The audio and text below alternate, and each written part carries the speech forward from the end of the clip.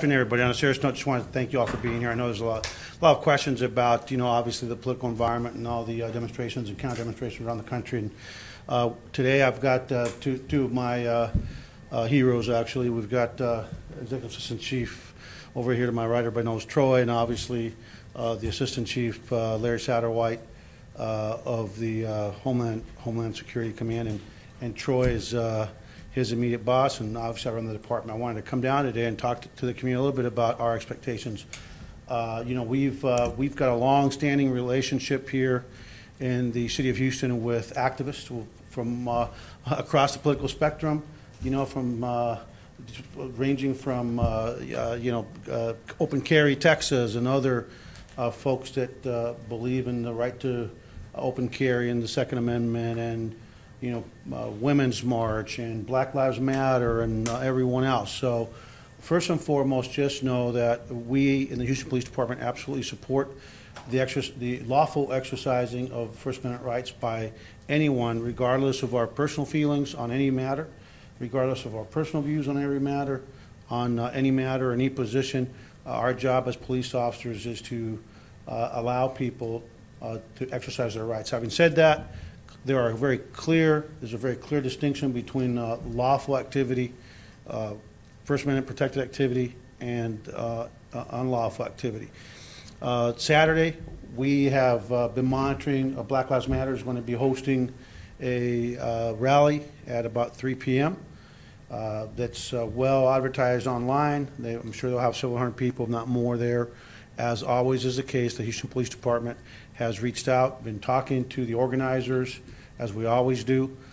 We have indication that maybe folks with a different perspective may show up, and the bottom line is we will have sufficient resources at the event to ensure that anyone that shows up with whatever point of view they have, they can exercise their rights in a safe environment.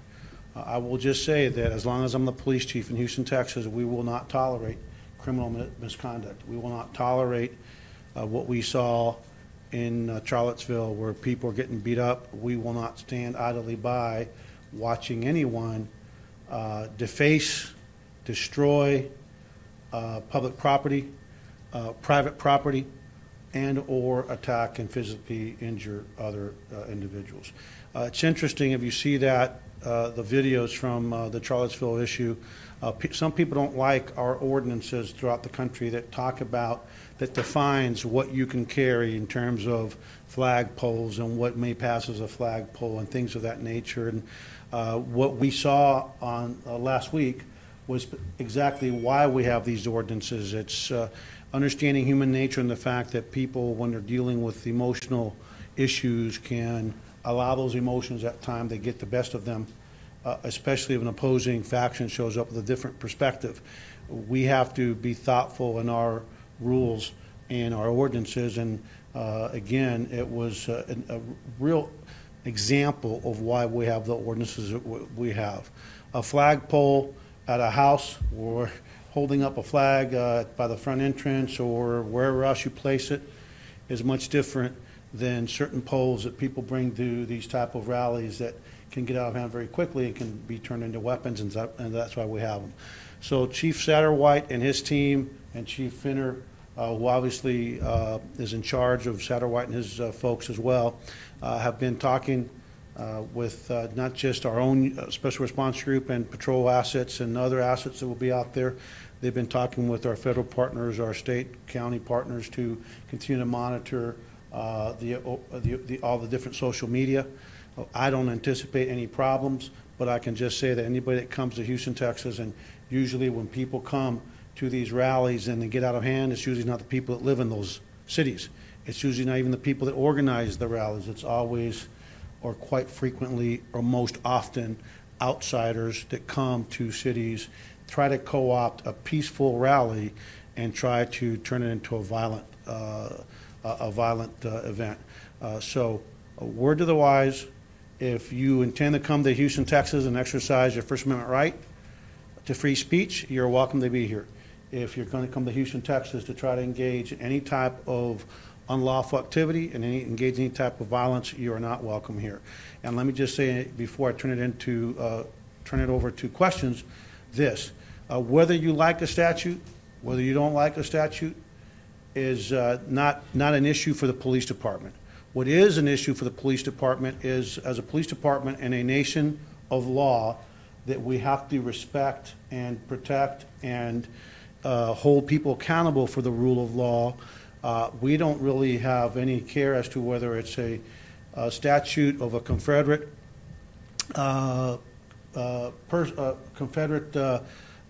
icon or a statute of a Union general. We don't care whether it is Columbus, whether it's Robert E. Lee, whether it's Sam Houston, whether it's Ulysses S. Grant, whether it's George Washington.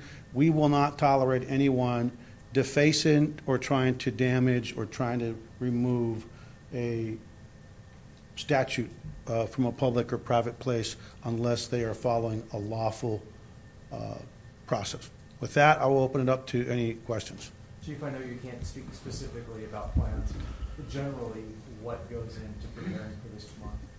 Well, I mean, we've been preparing for this for years. You know, the Special Response Group many years ago was put together not only in Houston, but in most major American cities where the leadership realizes that managing large groups and large demonstrations, the way we manage them is critical to making sure that those demonstrations remain peaceful. We're very fortunate under the leadership of Chief Finner, Chief Slinkard, and Chief Satterwhite and their team, their cadre, and their support staff and leadership team. They've done a phenomenal job of putting together a special response group that almost on a daily basis respond to a protest of many different types.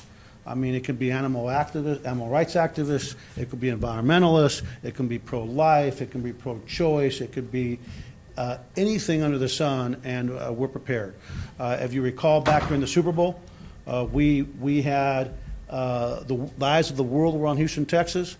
We had just tens of thousands of people visiting here from around the world, from around the nation, and at the same time, despite the additional press, the additional visitors, the additional workers in the city, we had a lot of protests during the Super Bowl, and we were able to manage everything. So we're a big department with a lot of friends in the area in terms of the Sheriff's Department and all the outside agencies around here that actually train with us, and quite frankly, most often they will deploy with us for part of their training, and we're prepared for anything that might happen. How about the park statue itself, is located in a fenced area. Will people be allowed inside the fenced area, as far as you know? No, we will keep people outside of the fenced area. Just, sometimes part of our job is to keep people from themselves.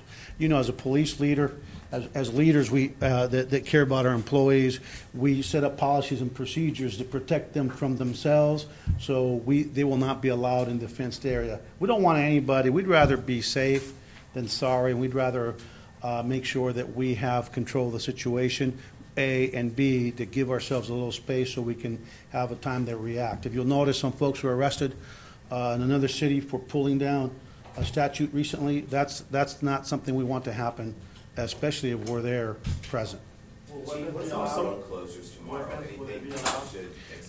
Anybody that carries weapons will have to do so consistent with state laws in the state of Texas. Road closures tomorrow. What should people expect in coming downtown? There will be some road closures around the actual event itself, but it should be minimal road closures. Just anywhere near the actual event, you might see a few roads closed, but other than that, it should have a very minor impact. Someone said they contacted you and you guys said you want to stand down, like in Virginia. They were trying to figure out, will HPD be more focused on protecting the monument or protecting the public safety and keeping people? Well, let me just say that we always put our number one priority is public safety, is the safety of people. Secondary, it'll obviously be protecting property. But this police department is prepared to protect both.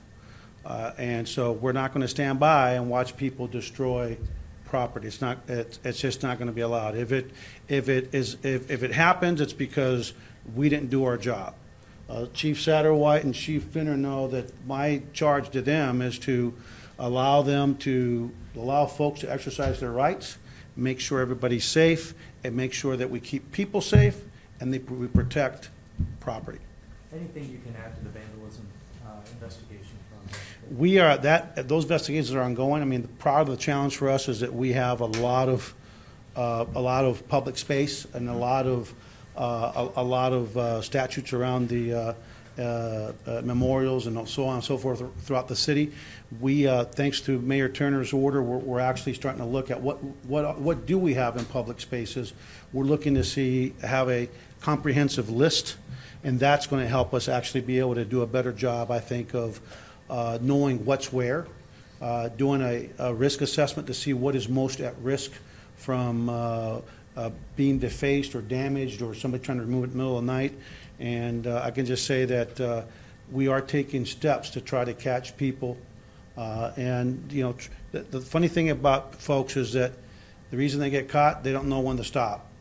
They succeed one night and they think, well, I got away with it one night.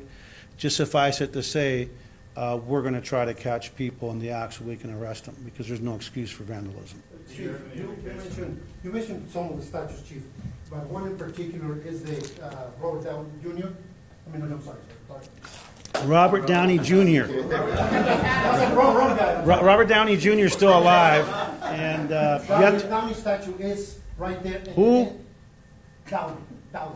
Oh, okay, yeah, He's gotcha. right at the entrance of the Penn Top Hospital. Yeah. Are you going to allow people to be there, or are you going to? What is the plans for that? You know what? Let me. If it's on hospital grounds. No, it's in the medium. Yeah, you're not going to be able to get near a statute if it's in the operational area that we are controlling. If it's in the operational area or the actual. Okay, you guys can't not make me laugh back there. Robert Downey Jr. By the way, he is one of my favorite actors. I do have to admit that. Yeah. Okay. Huh? Okay, Iron Man. It must be my physique. You must have thought I was Iron Man. Thank you. I take that as a compliment. Any leads on the Columbus statue?